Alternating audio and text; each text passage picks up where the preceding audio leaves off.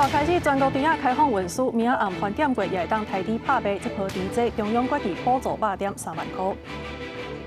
台中高中生去高雄游览所徛伫轻铁的轨道翕相，高雄捷运讲上悬会罚7500块，校方表示会加强教育。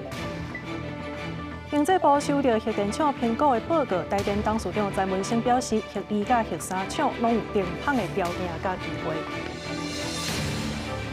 观众朋友，大家好，欢迎收看11月7日中昼新闻，我是麦尚莹。中华鹿港仑尾区的宝华附近呢，今仔日透早有民众是发现这太阳能供电棒导火，这高高的乌烟冲上天，远远就看会到啊。消防局是来出动4台水灵车，去到现场的时，这火已经互厂商甲拍花，也那详细的导火原因，还阁需要调查。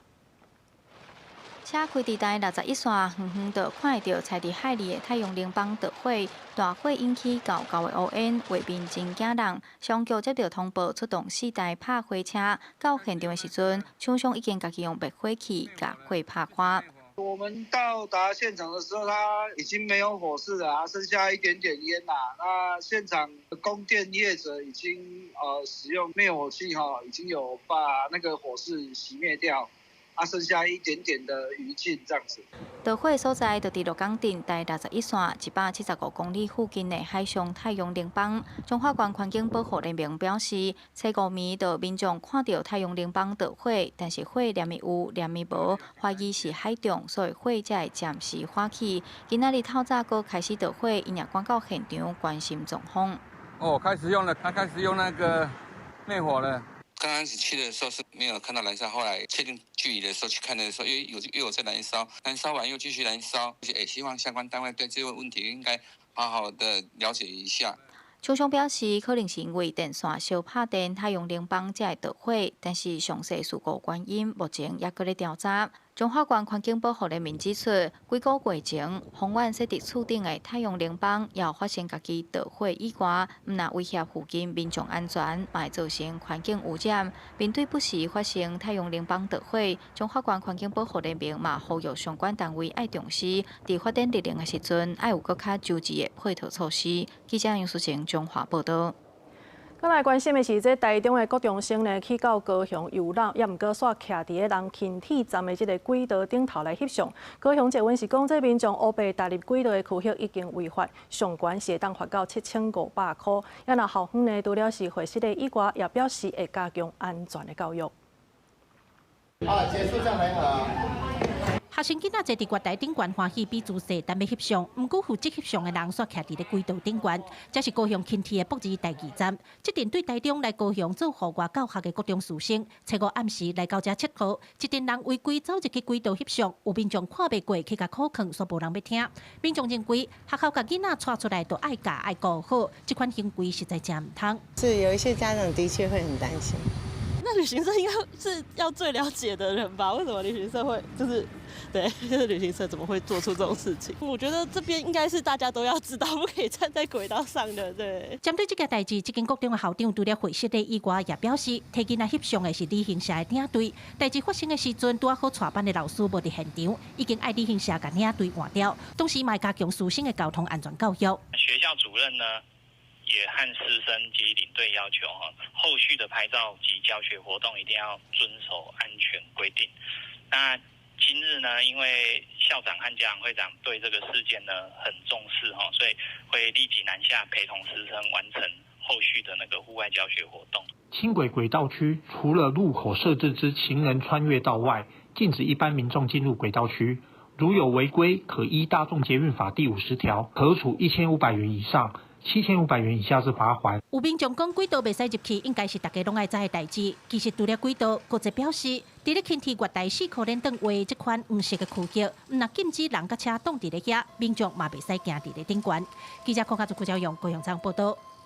另外，伫咧台铁宜兰东澳的车头呢，昨是一个外包的工人伫咧施工的时阵，结果去互高压电甲电着，规身躯受3道乌的这个烧烫伤，后来有紧急送病院，加在是无性命的危险。因为台铁呢，除了是停工来理清原因以外，嘛要来了解这外包厂商敢有疏失。监视器有翕到一台3000型新自强号通过车站，当时月台顶徛一群工人，列车通过了后，电车线煞呛烟，原来是一个工人去电着，其他人员赶紧通报救护车甲送医。颈部、四肢及躯干大面积的烧烫伤，大概2到3度，表面积约40%。那目前博爱医院急诊已经初步的紧急治疗。性感的工人伤势严重，不过也知影人初步治疗了后已经转院。代志发生伫初5早起10点外。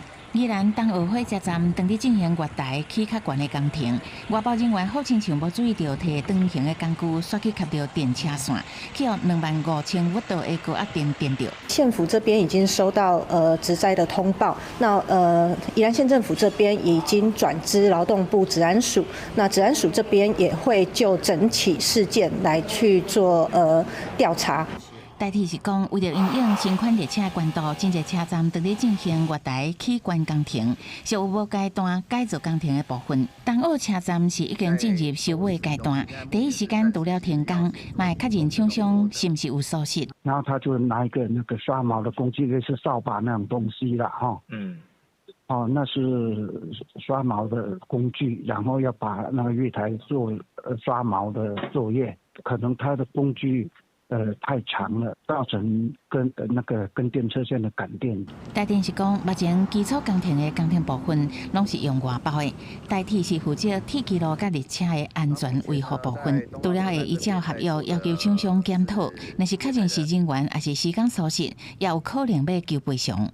公视新闻采访报道。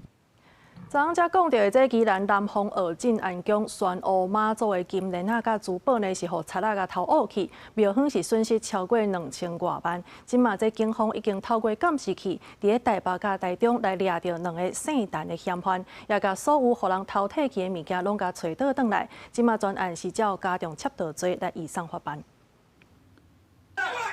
警方甲门侦破亚细嫌犯，对内面超做正侪宣武破裂一个宣武组。有名的宜兰南方澳镇安宫600公斤重的黄金妈祖神像，身躯顶的配件拢互这个姓陈的嫌犯，甲伊一个姓陈的朋友偷摕。庙方初步估计损失是2000多万。警方调监视器，并且立人顺利破案。故于同日的晚间，在台北市及台中市分别拘提本案的窃钱盗案，并起获失窃的全数赃物。为什么要偷猫子宫？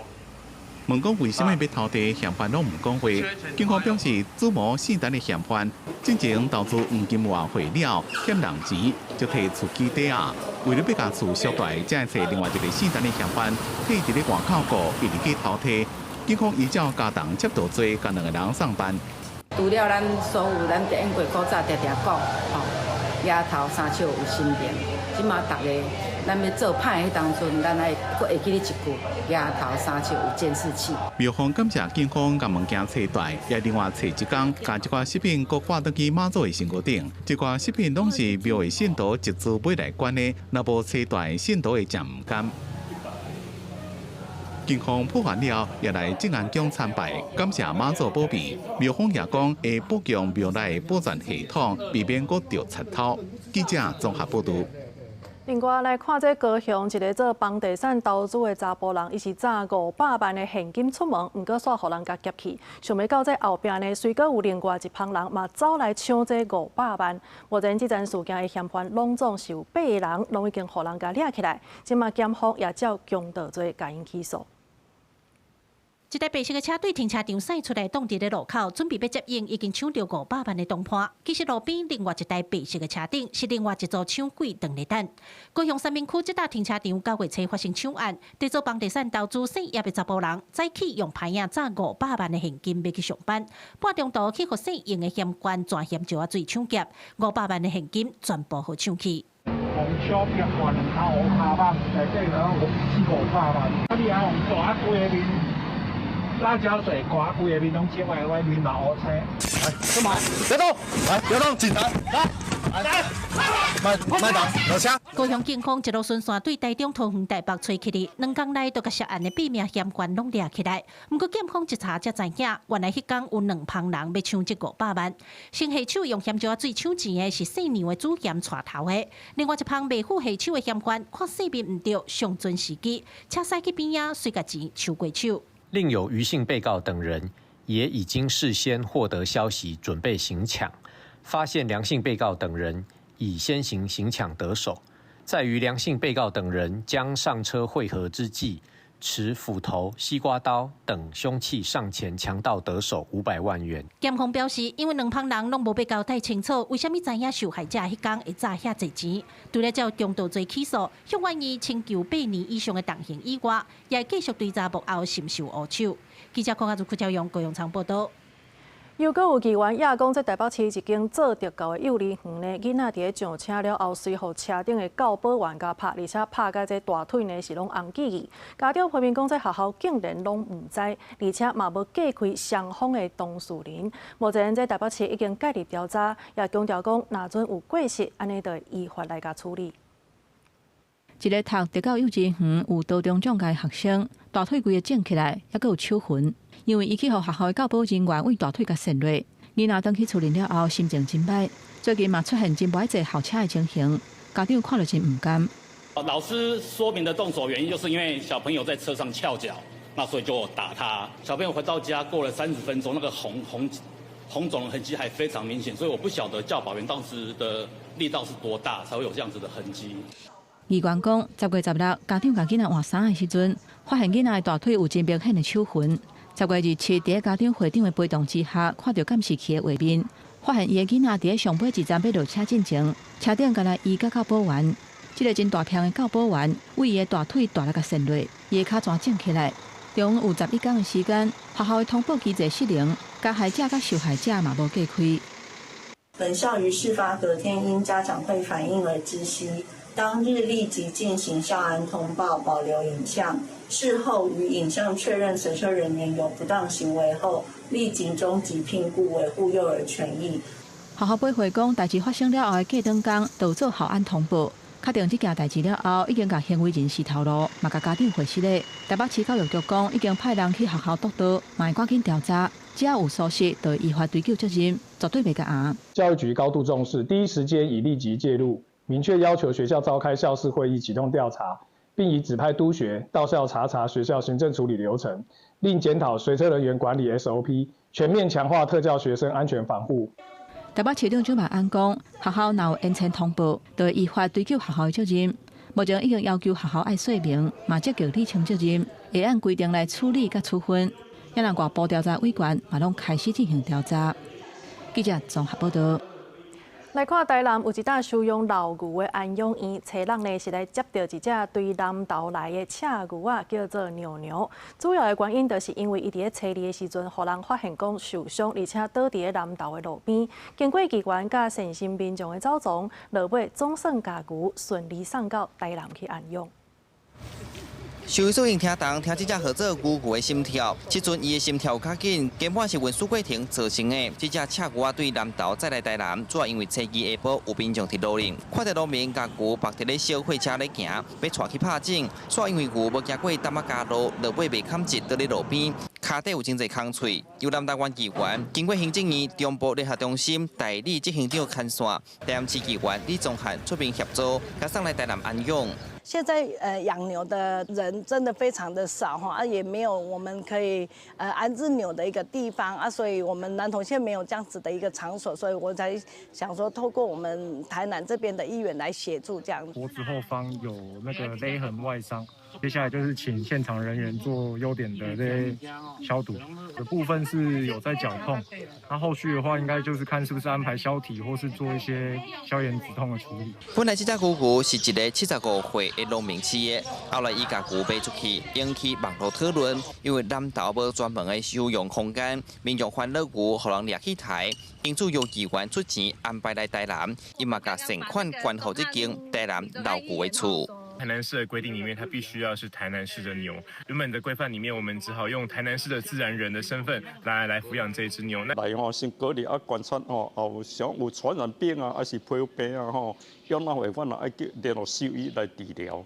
无你影响别只的健康还是袂使南投县议员感谢台南后古有一个温暖的所在通住。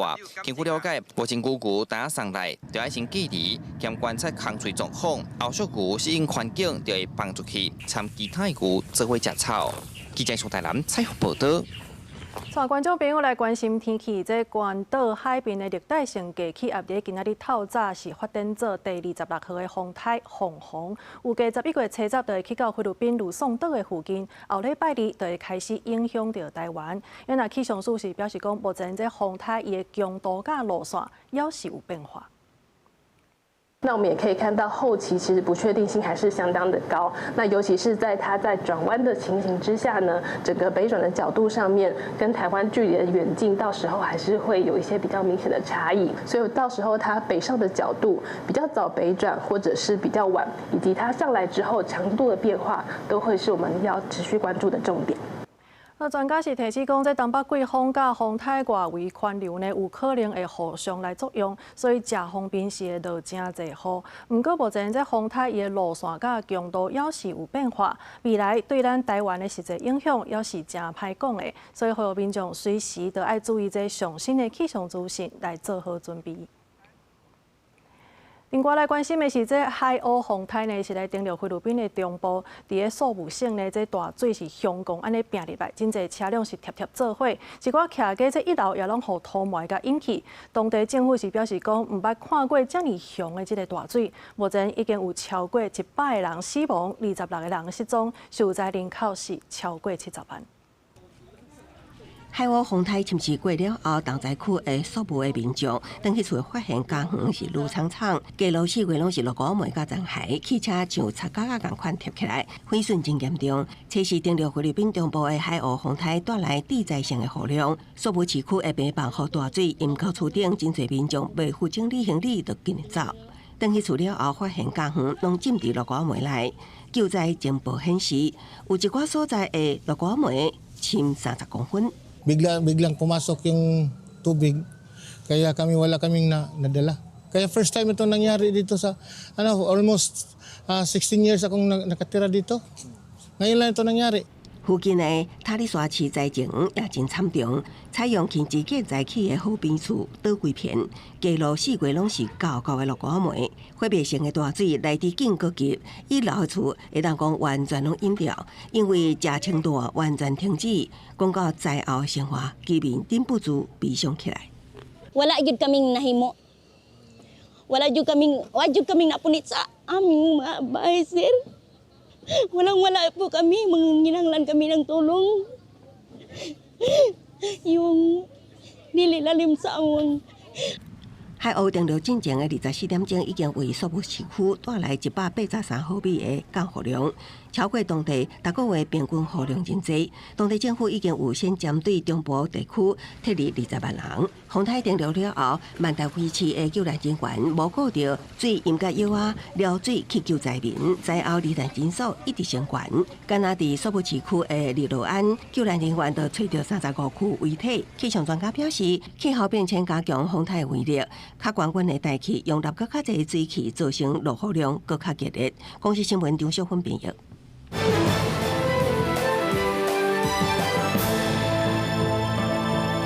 最消息的部分，咱要先来关心的是，这美国最高法院的大法官初五呢，是来针对这总统 Trump 以大规模来去全球关税这合法性来表达因的疑虑。这个案件嘛来关系到全球的经济，对 Trump 的这个权力甲施政的议程是一项真大的考验。美国最高法院6位保守派甲3位自由派大法官，拢严厉质疑川普总统大规模征收全世界关税合法性。因问代表川普政府的律师，共总统伫咧第一遍引用1977年本来是为着国家紧急状态所设的国际紧急经济权利法内面的法条来加关税时阵，深受越权，侵犯国会立法权。不过一寡保守派大法官讲，伫咧考虑总统处理对华事务时阵的固有权力，发现要做最后的裁决，内部意见可能会差真多。联邦检察总长索尔一开始就讲，川普认定美国的贸易逆差，和国家将要拄到经济加国安灾难。大法官因问讲，川普引用的这项法律无限期征收关税，是不是属于行政部门将要经过国会授权的重大行动？伫法院辩论的时阵，几多位民主党参议员一个小型的企业主伫法院外口发声明，表达因反对关税措施的立场。Last night, the voters across America rejected President Trump's illegal and destructive economic policies. Today, we are here to call upon the Supreme Court to do the same. 这场伫咧最高法院的辩论，是因为进前下级判决判决，讲川普以国安为理由对全世界扣关税，超越总统权限。川普政府不愿提上诉，迄当阵对这项关税措施提出挑战的，是受到关税影响的企业，一个12个，大部分拢是民主党执政的州。公司新闻吴文玲编辑。来关心一阵意外，这是东南欧的国家波赫联邦，伫台湾时间昨早起3点外呢，是来发生这老人安养中心火烧厝的意外，上无是有10个行动无方便的老大人死去，也阁有20个人轻重伤，也那导火原因还阁需要调查。伫暗暝也会当看到烧甲真美的火为大楼的7楼冲出来，火分嘛分甲规栋安养中心拢是。这是波斯尼亚赫塞哥维那联邦伫东部的全国第3大城图兹拉。除了第一时间赶到现场的消防队紧急灌救，想要控制火势，还阁有偌济警消甲医护人员协助安养中心内的老人撤离。根据当地媒体报道，差不多有20人受伤，除了部分老人，还阁有参加救灾甲协助撤离的警消医护人员。现场看到的人是讲，火烧到的5楼至7楼，拢是住行动无方便的老人，可能是这场火灾造成死伤的原因。Su popucali 301, ja sam 3. sprat. I počelo je nešto ruši se tamo, ja sam odmah recepciju zvala, nisam mogla dobiti. Međutim, pogledala sam na prozore, dozgor idu sve ovako velike rske, već padaju. 代志发生了后，波赫联邦政府高层拢对死者表达哀悼。图兹拉当地的医学中心是讲，挖落来暗过送医治疗的患者当中，包含几多个有一氧化碳中毒的现象，其中3人送入去加护病房。那是火灾发生的原因，警方表示，等确定火拍花、火场安全了后，才会当进行详细调查。公司新闻戚家人编译。再来看这间中国的公司虚印呢，因为哪像伫咧网络平台来卖这囡仔型的色情红仔，互法国人是真抗议。当然，法国政府也来宣布启动停诉，暂停虚印的线顶的服务，直直等到这间公司调整好势，有符合到这法国的法律，唔才会使。示威者伫选实体店开幕迄天入去店内举牌抗议，不过真紧就互人请出去。当时有袂少人等去选买，差不多这个时间，法国政府宣布已经开始将讯网站关起来，主要就是进前几天讯网站伫卖囡仔造型的充气红仔，去互社会一直严厉批评。Donc moi je salue cette décision. Je peux vous dire également que la décision de suspendre cette marketplace, elle avait été prise par Chine avant. La demande du Premier ministre. Voilà. 虚印2012年伫中国创立，主要是卖中国制造的服装甲产品，绩效正俗。当时也因为供应链可能有强迫劳动问题，扣人批评，包括中国西部新疆地区的强迫劳动，若是卖未成年外形玩具的争议。法国议员佫发现虚印平台顶卖武器商品，而且是法国禁止的五指虎甲斧头啊。政府宣布1点外钟前，虚印伫历史真久的 BHV 百货正式开幕。有抗议人士惊虚印未见效，用真俗金派的丝加米造成环境负担，有顺首都巴黎进步形象等表示不满。Entreprises comme Shein qui détruisent les emplois, la planète, la santé des Français aussi. On n'en parle pas assez, mais tout ce qui se retrouve dans ces tissus-là, parce que mal fabriqués, impacte la santé des Français. 目前也无清楚虚印网站暂停停诉是不是影响巴黎实体店的营运。除了虚印，还有另外3个电商平台嘛当地互调查，原因就是平台顶有牵涉到暴力色情，还是违反人性的尊严内容，这内容也有可能去未成年接触到。公司新闻吴文玲编译。等来看咱桃园市的南门市场，伫昨暗9点左右呢，是来发生大火灾，118个单位互烧害49个，这灾情有影是真严重。今麦市政府已经启动紧急会议，来盘点受灾的店家，也建议后手的援助甲重建方案。火烧甲真猛，桃园市桃园区的南门市场，初五暗9点左右发生重大火警，共有摊商118间，烧掉49间。灾害真惨重，有摊商烦恼到一暝无困，有原摆档做生意的摊商也感叹生意真受影响。都被烧掉了，而且很多器具啊什么的，没有自己的生产工具全部都没了，都烧光了。那上面的屋顶啊什么都被烧到空掉，很严重了。整都没睡啊，因为就是很担心啊。也是有时影响啊，人比较少出来啊。大概少多少？哦，做不到1/3啊。我是很喜欢逛南门啊，真的有点可惜哦吼。针对南门市场火灾，初步调查结果，亲像是冰箱后壁的电线烧到造成的，详细原因也由替后手来赔清。市长刘贤正透早也到火灾现场关心，警方局甲区公所也随召开紧急会议，盘点受灾摊商，整合各局处主管，建议中介甲重建方案。等消防鉴定完成之后呢，我们后续会请相关的结构技师，然后来确定现场整个南门市场的结构是不是安全，然后可以继续来做营运。冬季市场我们会尽快找邻近的地方，能够整理一下，让我们摊商能够到附近去营业，不要影响到他们的生计。警方局表示，火灾摊商承受单位费用，若有影响生活，会当向区公所提出救难救济申请专案补助。目前选定几个临时安置地点，当在评估中。另外，也会针对桃园辖内其他公有市场甲列管的私人市场，做全面消防安全检查，避免类似代志搁发生。公视新闻采访报道。民生的大消息来关心的是，今仔日中昼开始呢，全国除了是开放运输啊，也若明仔暗饭店过也会当台猪来拍卖。即卖为着要来稳定这猪肉的价销，各地的饲猪协会是要求猪农这载出去的猪仔袂当伤济。因若这波猪仔呢，中央是决议要来补助肉点3万块，另外伫咧高雄每一担会搁再加15000块，希望会当降低市场的冲击。加持15公的猪，体重有到105公斤左右，已经超过市场合计体重100至130公斤。猪仔禁止运送15公，伫咧车道中道会解禁，初7饭店过会当恢复多载拍卖。因为台湾平均每一天卖出差不多2万只猪，行政院估算，这15公全国差不多增加39万只价外猪，平均一只猪的成本价差不多1000块。地主真侪饲猪农民赶紧拍卖，有的怎摆卖着车道载出来。猪经饲到150去啊，迄就算价外猪，啊价外猪就是讲迄就大家拢嘛赶要出，猪农我已经拢超重啊，超重就是赶要出，啊赶要出就是讲较会产生这款问题，塞车问题。价外猪大部分拢超重，价销成本就较低。为着预防猪仔的数量伤济，价销崩盘，各地饲猪协会嘛斗协调，要求饲猪场猪仔载出来数量要比照平常时办理，袂当超量。因为现台猪上紧初7才会当供应，初6透早菜市仔的肉店也是空毋空。为着降低非洲猪这对肉店的冲击，除了中央补助一担3万块，高雄市府嘛宣布要增加。为感练摊商在防疫关键时期的辛劳与合作，除全面免收公有市场猪肉摊位使用费1个月外，配合经济部公布传统市场生鲜猪肉摊每摊补助3万元，市府再加码补助高雄市每摊1.5万元。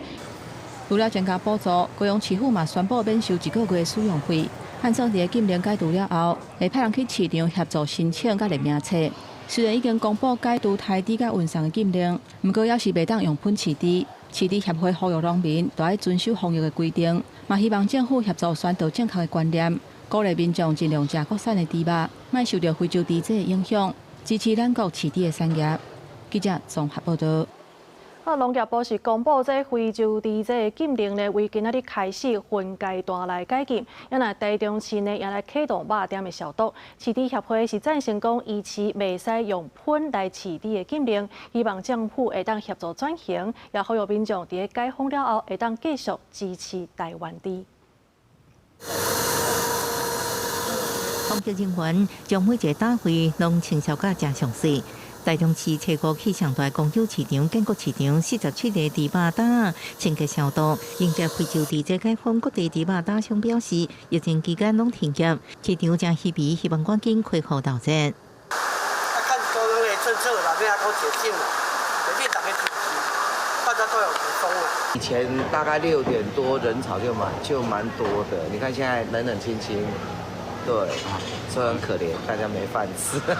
农业部宣布，初六中到12点解除外地运输限制，初七开始拍卖台地解禁。台中市经发局表示，会密切关注地价波动。台东管区讲，一切照中央指示办理。那因为拍卖价一般他们就是进来的猪，然后猪的价格，那要当天的时候，他们会在肉品市场会有那个价码表会出来，所以这个实际的情况要拍卖那天比较能够确定的。那基本上我们还是依照中央防疫中心的一个指导的一个日期来配合执行。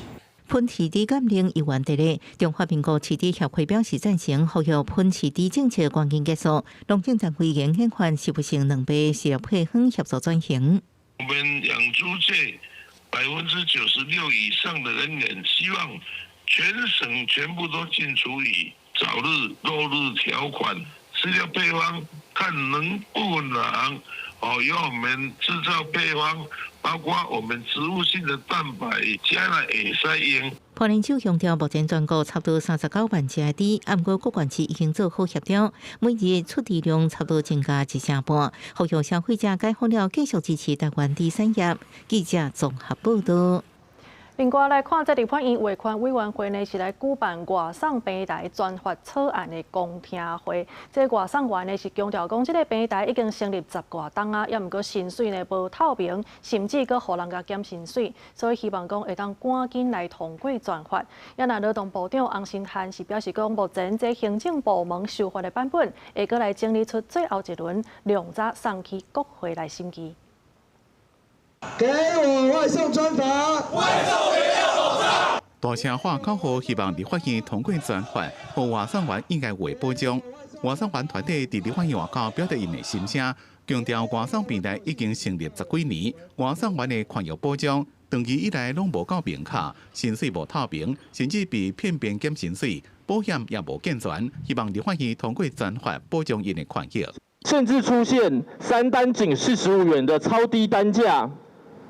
以及每年将近1500件的消费纠纷，这样的恶性竞争模式，不仅伤害了各方的权益，也让整体的市场秩序崩坏。立法院卫权委员会伫初六举行外送平台专法草案的公听会，邀请外送员、平台业者等各方代表表达意见。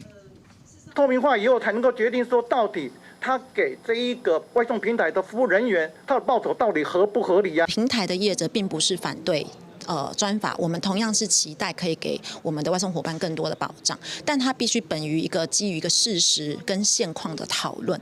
调查党团有提版本，国民党希望定出合理的外送费标准，设申诉机制。民进党是诉求平台不应随便停止契约，由平台负担职业灾害保险。不过，这嘛也未看到行政院的版本。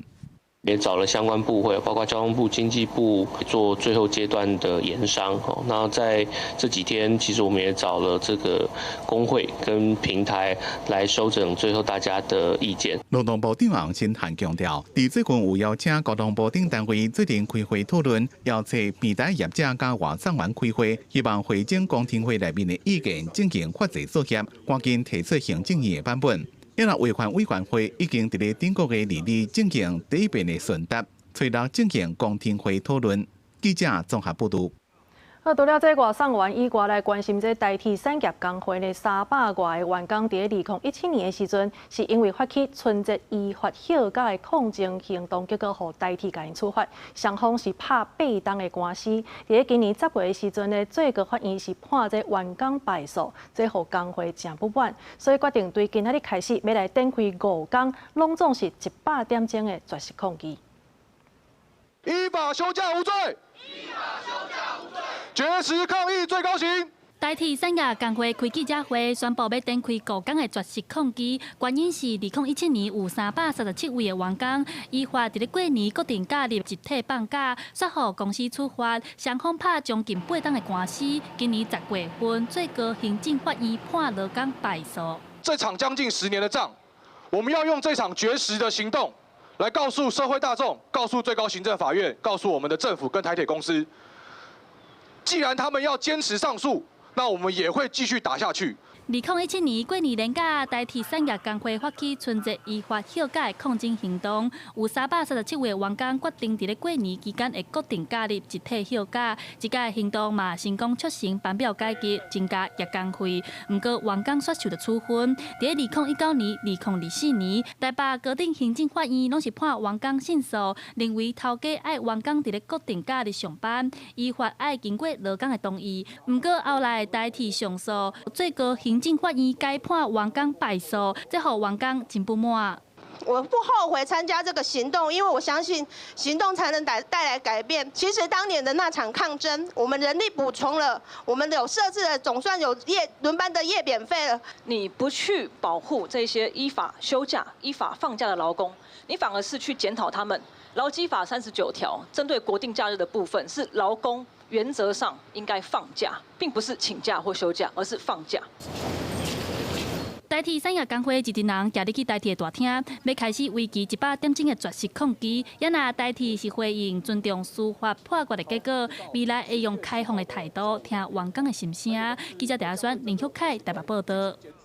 今年7月2日咧举办大罢免投票的时阵，前中共的董事长赵少康呢是甲这选票转互媒体来翕，互警方甲函送台北地检署来侦办。今仔日这北检呢，侦查上计是照违反着选罢法，甲赵少康起诉，建请法院甲判重刑。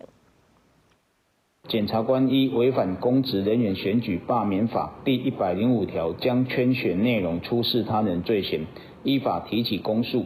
并审酌被告犯后誓词推脱，态度显不足取，请求法院从重量刑。我蛮错愕的啊，为什么？因为说我饭后态度不好，我也觉得很奇怪哈。询问我的问题，我都一五一十都答复哈，而且最后我也讲，我说希望检察官不起诉哈，那要不然就是缓起诉嘛。我是选过很多次举，也参选过副总统，但是我从来没有投过公投，从来没有投过罢免票啊。好，看到这赵少康是出面来发冤枉，伊讲家己呢，苏当时反对罢免的立场是真明确，所以是无需要调工来点选票互人看。伊嘛认为讲家己呢态度是真好，有甲检察官来说明，讲伊家己是无势利的，后手也是会尊重司法。另外来看，这国民党团是提出卖台公告年金的修法，昨呢专案保留，交予朝野党团继续来协商。那今仔日也继续来审查。教育部部长陈英也是表示讲，这年改结束了后呢，也是有69%的这退休老师一个月是会当领5万块以上，所以认为讲现行的制度都有通保障因的退休生活。有关卖台公告年金修法，立法院司法、法制、教育委员会做伙并案审查公立学校教职员退休资遣附属条例部分条文。教育部长陈英也会前表示，大部分的老师退休了后，生活安排拢真好，目前还有85%退休的老师，平均一个月有领58000。包含到年改结束以后，领5万以上，还有69%，那平均呢，大概每个月还可以领到5.3万。陈英也讲，年改结束了后，还有69%退休的老师，一个月领5万以上。目前的制度有法度来保障因退休的生活。伫立法院外口，公民联以行动局来呈现公告，劳工、农民甲国民年金被保险人因年金的政策，抗议国民党甲民众党提出卖台年金的修法，保障老年基本生活仍有不足，真正的原因是在公教以外的劳工，广大民众的退休经济安全保障不足。几个国民党立委表示，年改实施了后，退休的人生活真困难，应该为去年开始就莫阁提年金，毋是恢复到过去的水准。也让民众党团提案，今年开始无提甲半步。不过，民进党团认为讲，恐惊会造成不公平，敢若注重退休的人。有提到113年开始停止，或114年停止，不是一个说好要把它完全的恢复。同时对劳工都是该拨补就要拨补，对公教也要拨补就拨补，只要拨补做到了，劳工不会破产，公教也不会破产。绝对不要拿牺牲现职老师们的权益来换得我们退休年金停砍的这个目标。那绿白立场无改变，有立委认为讲，公务人员退休资遣附属法修正草案已经完全保留送出委员会，交副调也协商。老师的部分应该比较办理，唔免阁讨论。不过目前已经进入大条审查。记者综合报道。台电甲这核电厂评估的报告交予经济部，对这结果来看呢，核二厂甲核三厂拢是有机会通过定榜的。因为经济部长景明显是表示讲，这台电呢要阁爱交出详细的计划，予核安会来审查，教部审查了后，就会来公布结果。第新北万里的核二厂2号机，伫去年3月15除役；屏东的核三厂2号机，伫今年5月除役。不过，即马看来，敢若有机会重开。因为台电进前已经提交核电厂现况评估报告予经济部。在今年的10月8号，核安会公布了相关执法以后，其实台电公司也都进行了我们所要做的必要的一些评估，核1、2、3厂各自的状况，我们评估起来，核2厂跟核3厂是有重启的机会跟条件。同时，我们也在进行电厂机组的维护的一些相关的工作。詹文生表示，目前核三厂正在进行大修，核2是要加速进行打土作业，摕反应炉来燃料棒出来。因为核电厂核岛区有部分牵涉到原厂的设计，爱请原厂协助安检工作。新北市政府是回应，核能都爱为科学角度评估，上界重要原则都是安全甲稳定，对核电相关设施会严格管控。有关核三厂的重启评估，屏东县政府务求要以安全第一为优先。那请经济部以及台电公司依照法律的规范，进行相关的重启评估程序。技术面来看，一定是重启之后的安全运转是没有问题的。刚刚讲的南北都缺电的现象，就刚好透过核3跟核2的重启来进行解决。他们要把这个重启报告对社会做资讯公开，具备重启的条件，可能只是在它的电厂里面的使用的环境设，但我们之前包含地震的部分，包含机械老化的部分，这些部分都还没有正式进入做检查跟查核。核电厂是不是重开？民团甲学者有无共看法？经济部长景明显初五表示，依照规划，若是经济部核可了后，台电会以再运转计划，予核安会审查，同时阁进行核电厂自主安全的检查。公司新闻采访报道。咱看今年这台湾的外销产业呢，是因为 AI 的关系，所以经济成长率比原底预计要阁较好。也毋过台经伊是认为讲，受到即马关税影响，明年这经济的成长率呢，可能是无到3%。也毋过，若准美国是愿意甲这汽车的关税甲降低，安尼就有机会来刺激消费的市场。经济预测今年当然会往上修，但是明年会比较持平，投资还有外销出口，明年看起来都会慢慢恢复正常。要一直维持那么高成长是不容易的，再加上明年的关税战。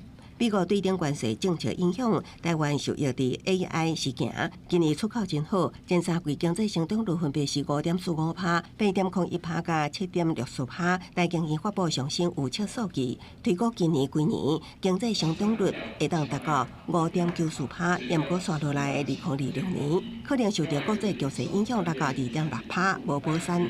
AI 一枝独秀。刚刚我们孙主任在报告的时候，中国的出口增加，但是量大价跌。那台湾的出口增加是量少价高，那这次我们把它大幅上修到5.94，所以我们因为基期垫高的关系，所以我们是估大概明年是2.6。学者分析，2026年可能出现放慢的状况，上大原因是2025年会直接造成基期救援。另外，美国关税冲击继续影响，全球经贸动能会进一步减少，也毋过传统产业是可能出现好起来现象，像塑化纺织对品牌服装的需求犹原真大，可能原该产业无平均的状况。然后美方有给我们一个 offer 比20更低，如果依照55这样子的话，有机会降到15，而且是没有叠加。但是我们对美国的汽车关税可能不会降到0，有可能降到2.5。然后另外一个，我们可能会承诺一些采购。专家也分析，刷落来有可能确定的台美对等关系，也有够大影响市场，包括台湾承诺的采购内容，要继续观察。另外，美国汽车关税一旦调降，国内消费市场有希望提升，也是支持市场的一环。公司新闻采访报道。来看这农民对种树栽到收成这段期间当中呢，受理30档是无通受理的。林保署是来鼓励农民在卖破坏林地状况之下，来发展出无同款的商品，亲像是种香菇也是木耳等等，来增加收入。而且呢，嘛来推出这产品的验证的标章，让消费者会当食到安心。气候变迁，生态也受到影响。林业保育署对2019年开始推动林学经济政策，希望保护松林的生态，也让林农有经济收入。署长讲，过去林农拢是生产木材为主，种落去到有收成，中间有20-30年是无收入的。这几年来鼓励林农种原木香菇和木耳、山地等等，唔但增加收入，嘛为其他的松林产品提升价值。有10项，到目前为止包含像端午香菇、木耳或是林下养蜂，这些是用容许的品项就是只有政府公告的这些品项那才可以经营。林下经济呢，虽然件数不多，但是它逐步的就成为一个很清楚的一个经营的这个方式林下经济政策推动到今已经要7年，有学者认为政府推动这个政策真好，用对森林影响上低的方式来生产农产品。但政府进一步推动林下经济产品验证标章，来保证产品无使用农药和化学肥。目前已经有28位林农摕到产品的验证标章。学者认为安尼嘛通让消费者更加安心，也建议未来会当加强倾销，让更加侪人了解。大家消费者拢希望讲，这个物件虽然恁工作好，恁讲这是优先环境的，是跟森林共生的，但是要有一个验证嘛，安尼所以咱嘛是咧替消费者把关。但是嘛，对林农来讲嘛是有够好，对咱这个林下经济的小农来讲也很好，因为伊的产品经过验证了后，伊对伊的品牌也是讲对于这个要接来这个市场消费者熟悉，拢是一个最好的做法。另外，学者嘛建议要搁增加林下产品的种类。林保署表示，会搁继续拍拼，嘛希望会当有搁较侪林农来做伙加入，互生态甲经济会当双赢。记者陈心东、王志光台北报道。屏东县有议员是摕今年这花莲邦山湖来做例，伊强调这无人机送药效果是真好，所以建议县政府呢未来是会当运用无人机来协助偏乡送药即摆卫生局是表示讲，已经按算伫8个部落来设14个无人机的据点。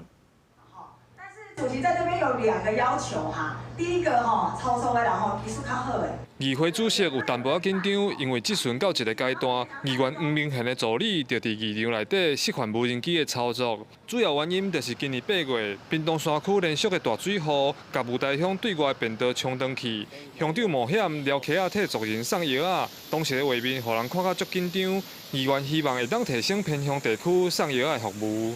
大家都有看到那个画面我们的乡长拔正义，他冒险涉暴涨的溪水送药给族人，这样的创新救援方式不仅避免了救援人员冒险跋涉，也大幅提高了救援效率。一旦有收到这些警讯，就是台风要来了，所以我们也在各个卫生所，尤其是偏乡卫生所，都会针对这些列管的这些慢性病的病人，提前准备。议员表示，即摆花莲邦山湖以外，就有用无人机3分钟把药送到位的案例，而且屏东县政府配合中央推动偏乡在后药品运送无人机支援计划，已经主动调查屏东偏乡部落无人机送药的需求，希望屏东县政府赶紧启动相关的建制。是无人机不是会当随在飞啦它还是要有适当的一个场域跟一个机制，还有风速的限制。今年的8月，其实卫福部他已经有做过了全国的做一个盘点。因为山区的情况多变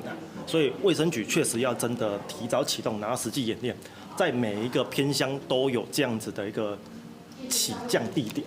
卫生局局长讲，计划目前拢有按照中央的进度进行。针对屏东关北偏乡部落设置14个无人机的据点，嘛会掌握中央要求的进度，希望使用科技整合偏乡的照护，让每一位偏乡的居民拢会使受到更较好的医疗保障。记者柯明哲，屏东报道。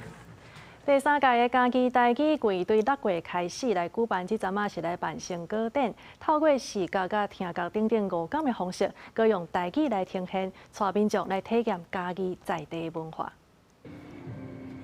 听菜市仔、菜市仔内底话卖的声音，闻家己在地产业的气味。伫家己县中部各村的农创园区举办台语季的成果展览，要互来的民众能透过看、听、闻等等的方式来入捌在地的食食文化。嘛，互台语的学习有新的体验。因为本身咱一般吼台语咱拢是用讲，但是伊即个台语的时候用五感的时候，佫会当去摸，佫会当去闻。啊，当然台语本来就会当听，我感觉讲哦，这是一个特殊的物件。拄则看安尼设置里，就看即个台语文书产物件，啊，佫有即个家己在地物件，我感觉足感动的，就是较罕有机会当看到即款物件。生态环境的导览，在地文化甲产业的行读体验。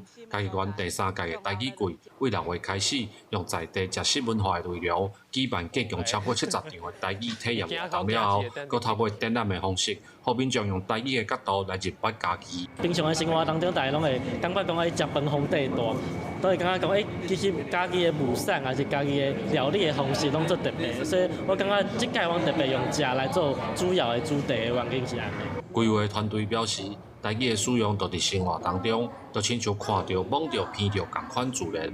透过3档以来台语活动的推广，结合家己在地物产甲文化，希望这款自然的体验展览，互台语文化的推广甲创意有新的呈现方式。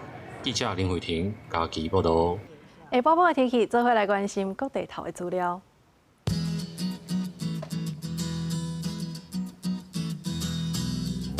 北部地区24度到30度，中部地区是25度到33度，南部地区27度到33度，东部地区是23度到30度。那外岛地区22度到28度，还有未来3天的气象。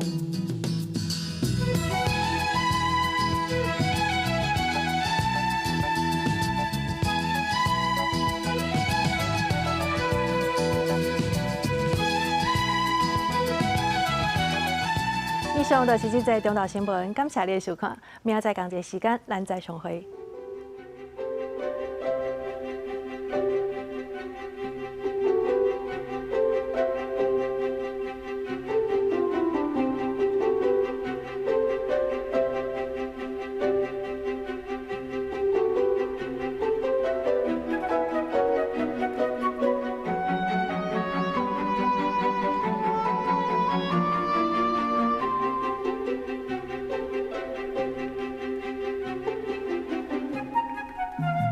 Thank you.